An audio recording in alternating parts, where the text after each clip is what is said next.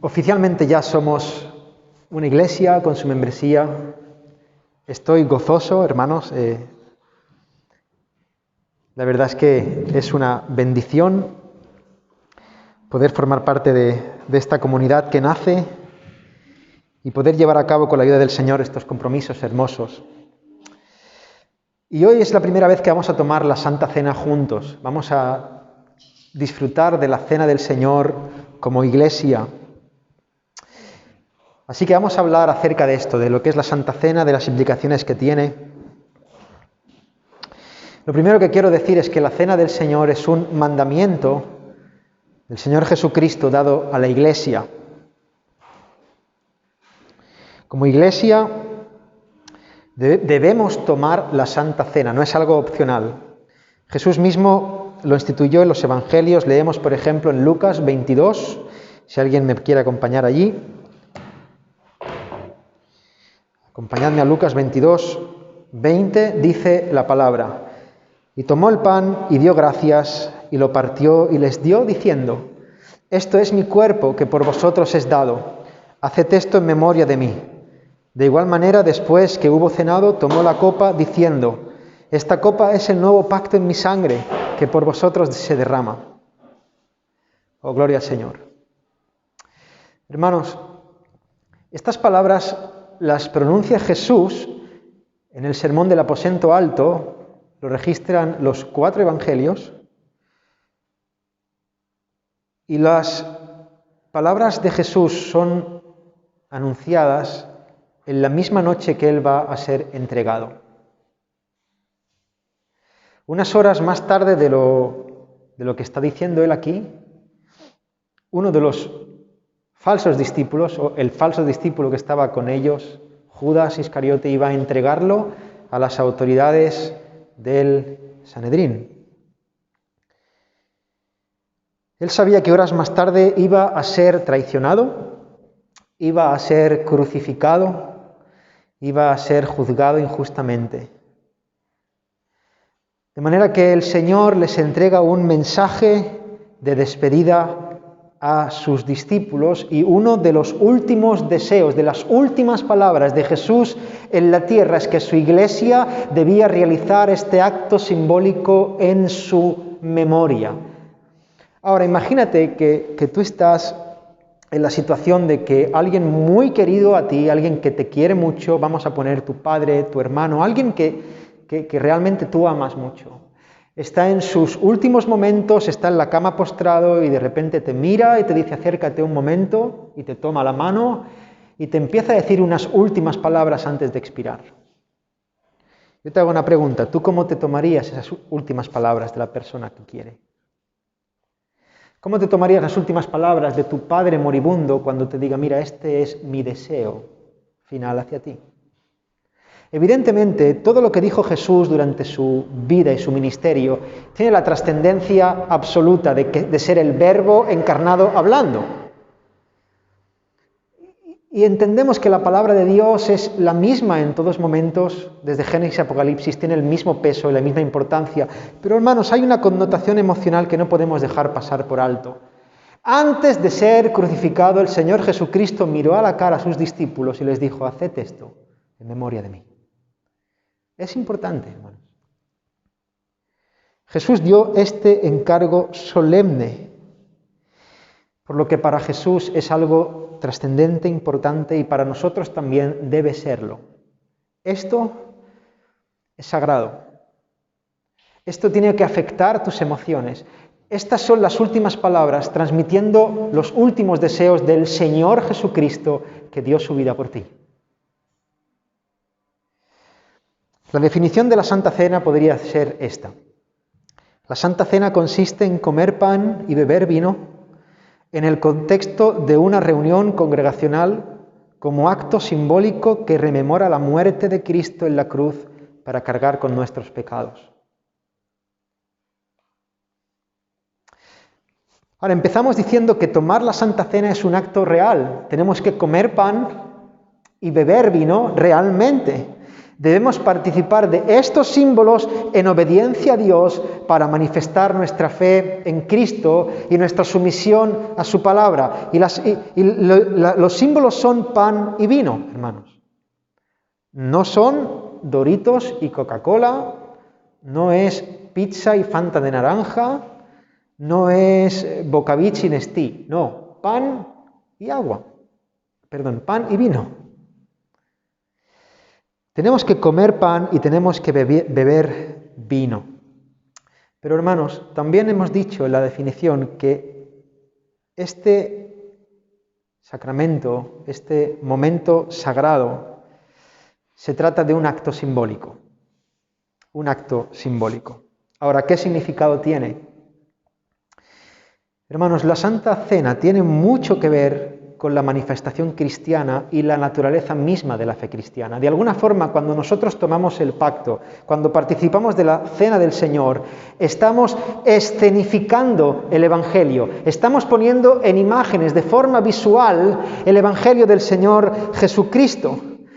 Y lo primero que quiero señalar y apuntar, y quiero que cale en nuestro corazón, es que cuando tomamos la Santa Cena, estamos manifestando al mundo, en el contexto de una iglesia local, que cada uno de los que participan estamos unidos a Cristo y estamos unidos a su obra redentora por medio de la fe. Cuando alguien participa públicamente de la Cena del Señor, le está diciendo a la iglesia y le está diciendo también al mundo que observa: yo soy un verdadero hijo de Dios que está unido a la persona y a la obra de Jesús por medio de la fe en su perfecto sacrificio. Y eso lo hacemos tomando pan, que simboliza el cuerpo, y tomando vino, que simboliza la sangre de Jesús, entregado por el perdón de nuestros pecados. Hermanos, yo quiero profundizar un poco más en el sentido, en el significado que tienen estos símbolos. En por qué tomamos pan y por qué tomamos vino. Y vamos a empezar con el pan.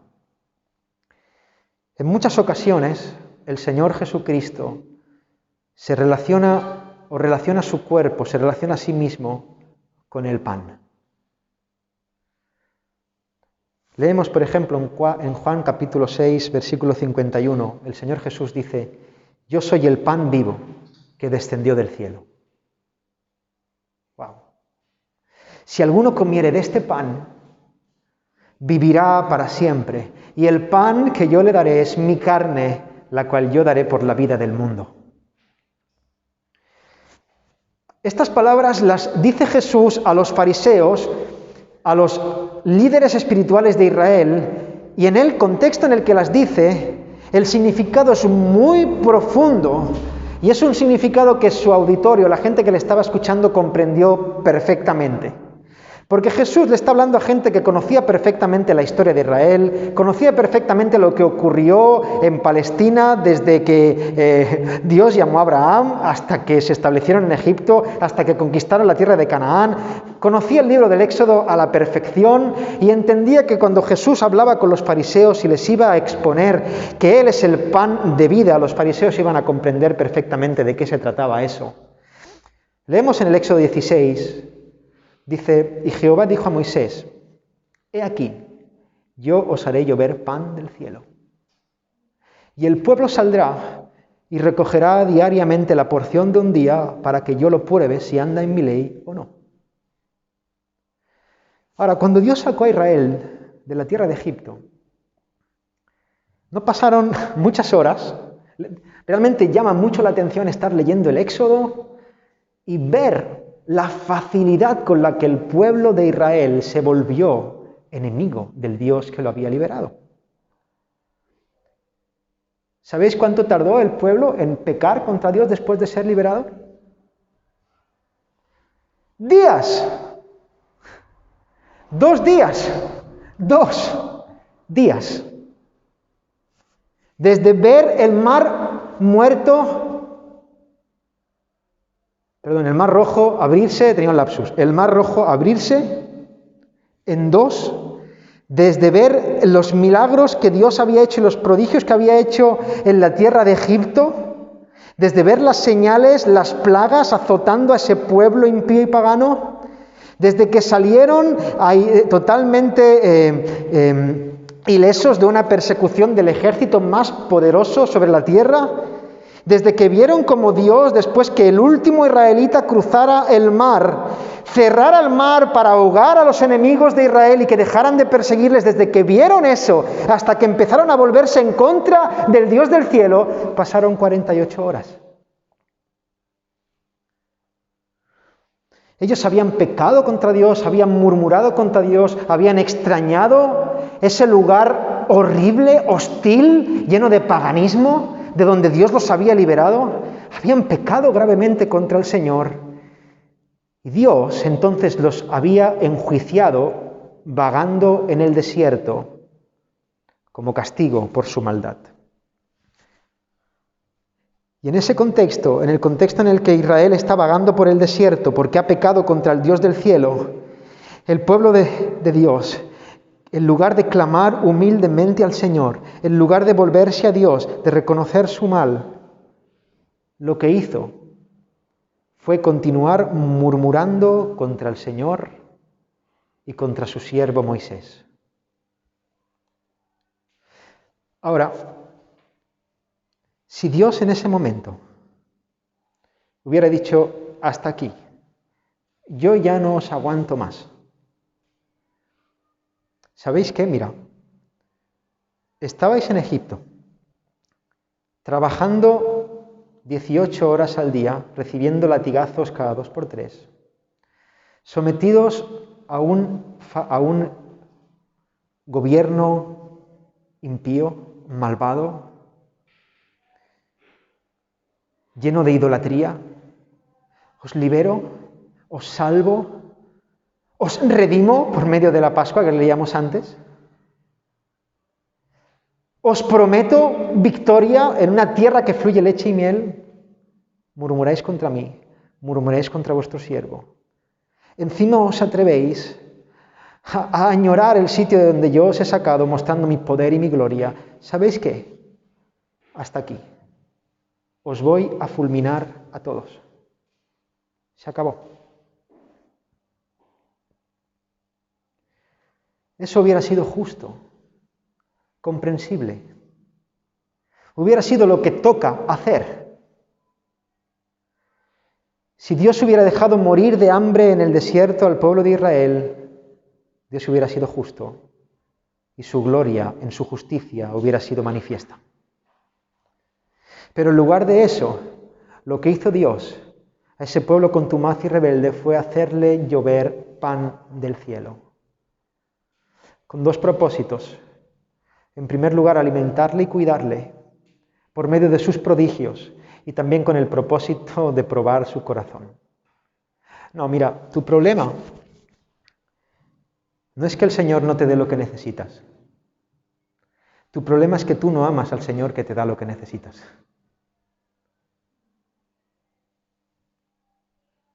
Tu problema no es que el Señor no esté siendo justo contigo. Nunca vamos a poder quejarnos contra Dios de forma justa. Nunca.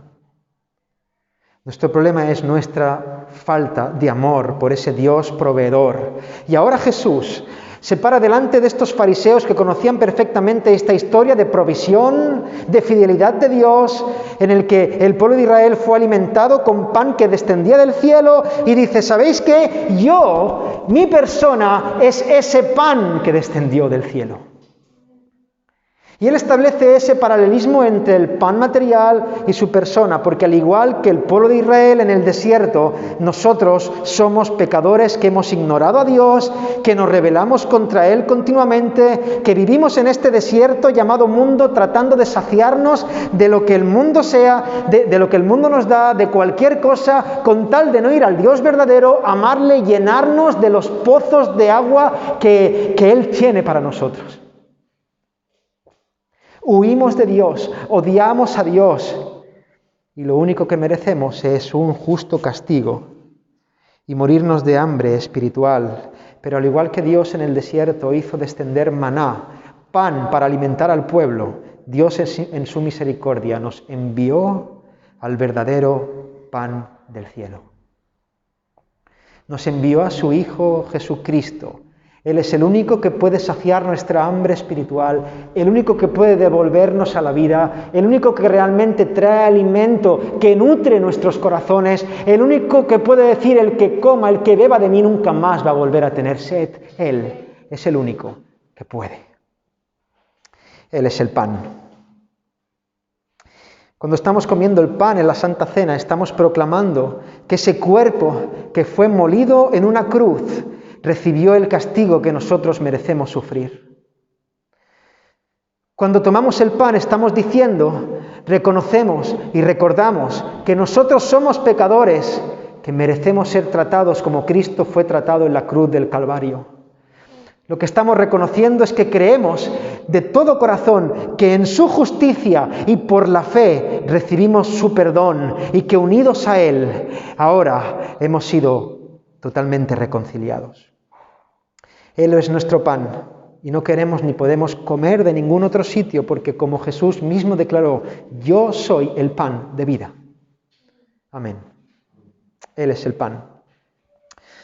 Ahora, en la cena del Señor se come pan y también se bebe vino. Y al igual que el pan, el vino contiene un significado precioso. En primer lugar, debemos hablar del vino en representación de la sangre. El mismo Señor Jesús, cuando toma vino, dice: esto es mi sangre, que por vosotros es derramada.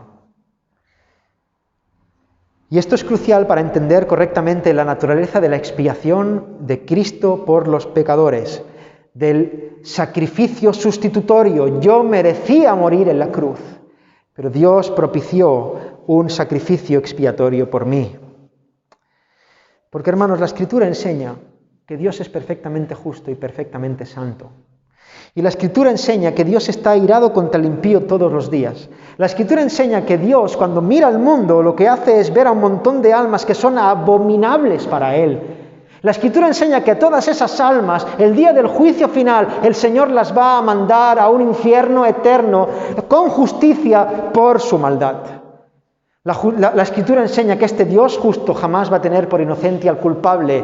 Y la Escritura enseña que todos nosotros somos culpables, hemos pecado contra Dios, somos impíos y por lo tanto eso nos pone en una situación de enemistad contra el Dios creador de los cielos y la tierra. Pero Dios, por su gracia y en su bendita misericordia, ha querido, por su voluntad amorosa, fiel, misericordiosa, salvar, perdonar y tener una relación íntima de amor con hombres y mujeres impíos como tú y como yo. Eso es el corazón del Evangelio. Ahora, la pregunta es, ¿cómo puede un Dios santo, justo, un Dios que nunca puede transgredir su propia ley, relacionarse conmigo, siendo yo pecador, lleno de inmundicia? Y la respuesta bíblica a esta pregunta es que Dios no puede hacer eso.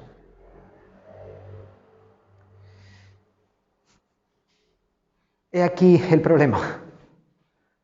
Por cuanto todos pecaron y están destituidos de la gloria de Dios. Pero para solucionar ese problema, el Señor estableció en la antigüedad un sistema de sacrificios. Lo acabamos de leer en el libro del Éxodo. Mata un cordero o una cabra,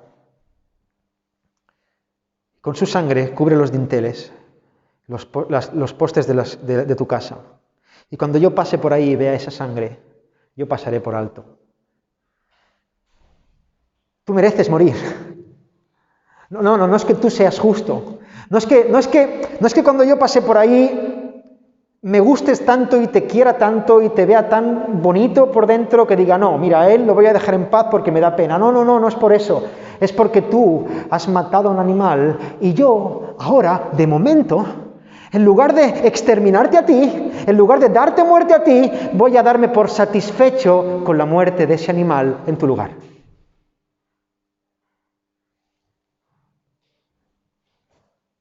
No te mato, de momento. Y cuando tú mires a ese corderito a los ojos, yo no sé si alguna vez habéis presenciado un sacrificio animal. Ponéroslo por YouTube, es impactante. El punto es que una oveja, que además lo saben que les va a pasar lo que les va a pasar, tienen ese instinto, cuando está a punto de morir, degollada, su mirada... ¿Habéis alguna vez mirado a un cordero a los ojos? Esa mirada inocente, esa mirada indefensa, podríamos decir que transmite limpieza. Cuando tú mires a ese cordero, tú tienes que entender que tú eres el que mereces estar ahí y que ese cordero inocente está pagando por ti. Ahora, dice Hebreos 9:22, y casi todo es purificado, según la ley, con sangre, y sin derramamiento de sangre no se hace remisión. De modo que un cordero pagaba con la muerte que merecía el pecador. Se hacía ese intercambio de papeles. Y eso funcionó por un tiempo, pero era un sistema insuficiente, un sistema que no podía satisfacer la justicia de Dios eternamente. ¿Por qué? Hermanos, por una sencilla razón. Lo que estaba muriendo en mi lugar no era como yo. Yo soy un hombre y lo que muere es un animal. No tenemos el mismo valor creacional, no tenemos la misma importancia creativa, no tenemos el mismo significado. Un cordero no lleva la imagen de Dios que yo sí debería dar. Dice el autor de Hebreos, pero en estos sacrificios cada año se hace memoria de los pecados, cada año, porque la sangre de los toros y de los machos cabríos no pueden quitar los pecados. Por tanto, vemos que ese sacrificio del antiguo pacto apuntaba a algo mucho mayor, algo mucho más trascendente, algo que los judíos en ese momento tenían que estar esperando para que se cumpliera la justicia de Dios. Y es en ese contexto cuando entra este judío carpintero hermoso y se para delante de sus discípulos y les dice, bebed mi vino, que es mi sangre, que por vosotros es derramada. Oh, hermanos, a mí me conocen los de Chiclana un poco, yo ahora tengo que calmarme, porque empezaría a bailar, como mi pastor a veces hace, que se pone a bailar sevillanas en el púlpito. Amén, hermano. Hermanos, es el auténtico y verdadero sacrificio que puede justificarnos. La sangre de Jesús es la única sangre capaz de limpiarnos de toda maldad y apaciguar definitivamente la ira de Dios. En la cruz del Calvario, Jesús derramó esa preciosa sangre para que aquellos que creen en Él no fueran condenados justamente por su pecado. Así que Él pagó la deuda que hacía la paz con Dios y ahora los creyentes somos libres de toda culpa, de toda ira, de toda vergüenza, de toda condenación. ¿Por qué? Porque Cristo murió por nosotros.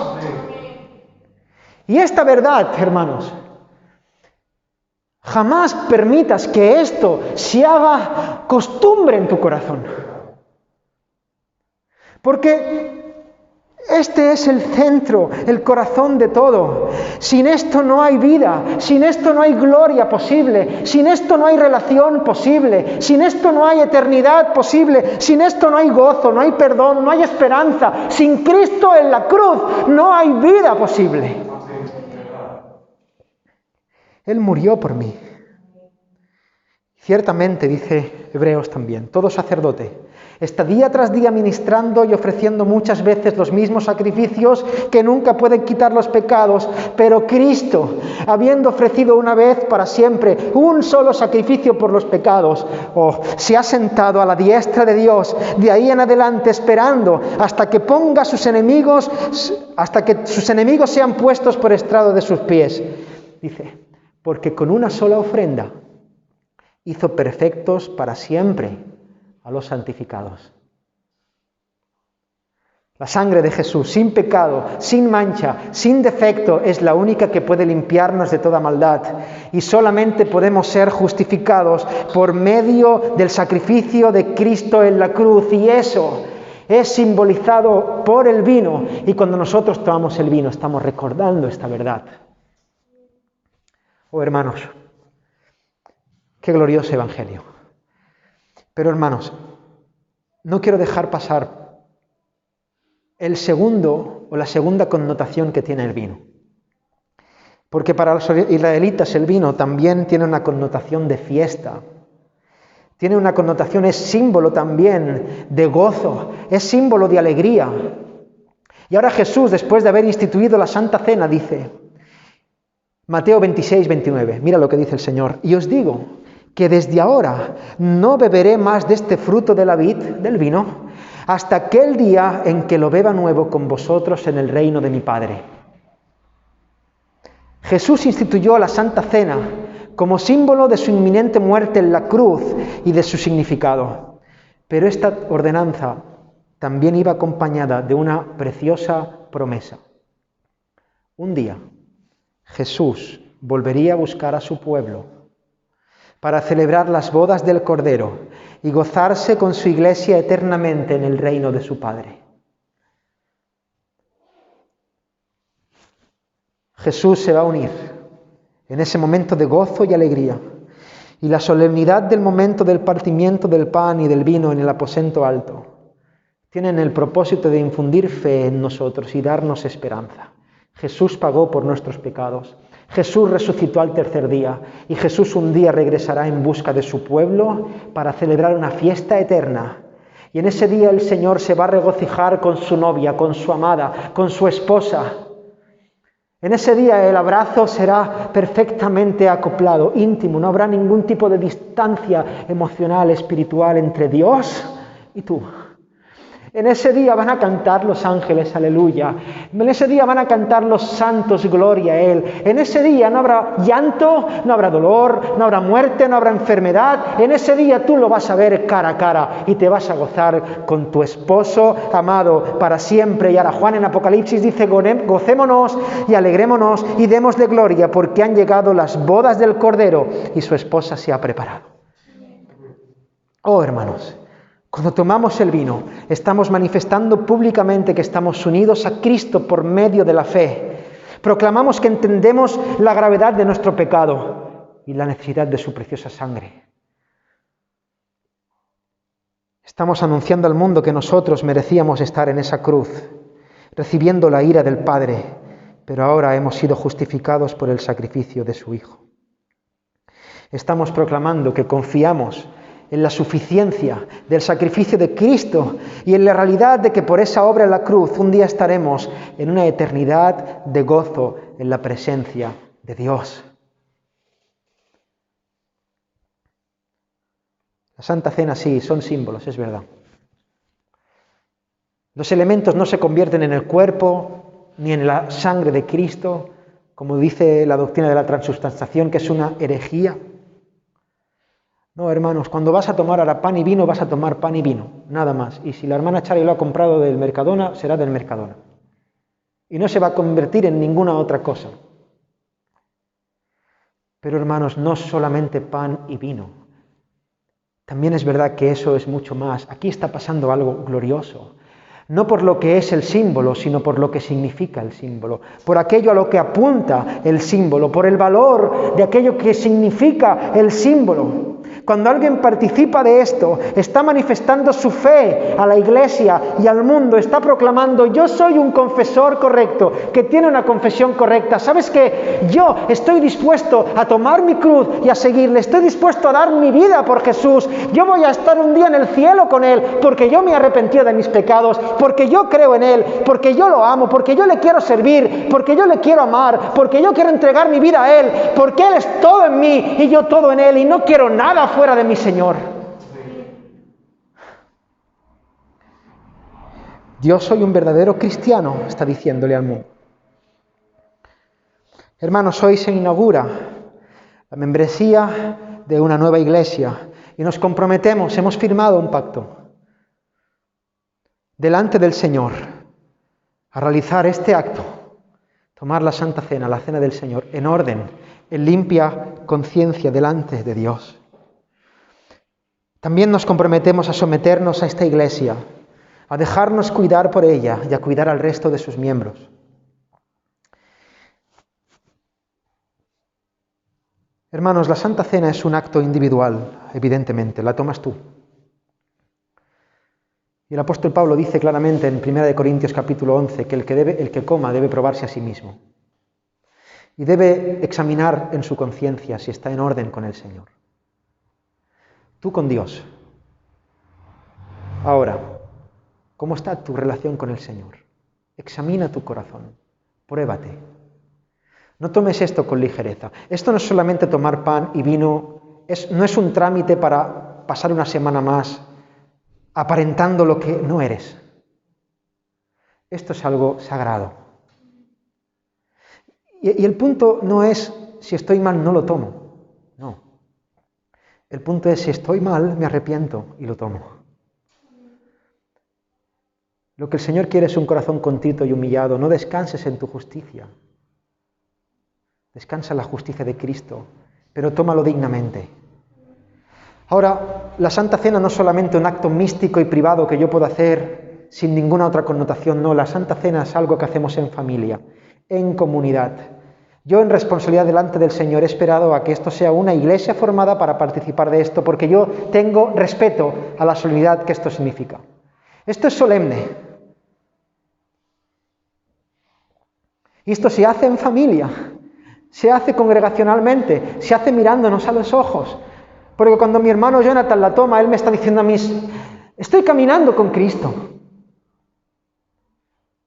Si caigo, me debilito, pero estoy asido de su mano, creo en Él. Me arrepiento sinceramente de mis pecados. Y la iglesia lo toma juntos. Y hay un peso de gloria hermoso, porque un pueblo comprometido, imperfecto, salvo por gracia, santificándose progresivamente, está unido en compromiso, haciendo esto en memoria de su Señor. Gloria a Dios. Por esa razón, porque el Señor ama a su iglesia y porque el Señor le dio las llaves y la autoridad a su iglesia local, la Santa Cena se administra a creyentes que sean miembros de una iglesia local comprometidos con el Evangelio. Evidentemente que sean bautizados, pero más que bautizados, que sea gente que está caminando en orden y que está siendo supervisada por una iglesia local que ratifica su profesión de fe.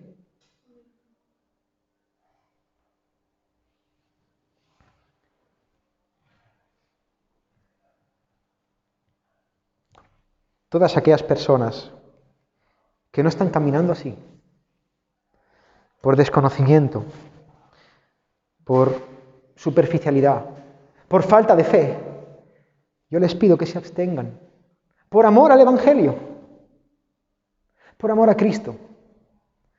Pero todos aquellos que sean hijos de Dios, bautizados en obediencia al Señor y formen parte de la membresía de una iglesia en la que sirvan, edifiquen, se sometan y vivan para la gloria del reino del Padre amado, yo les invito a que participen de la Santa Cena, en limpia conciencia delante del Señor.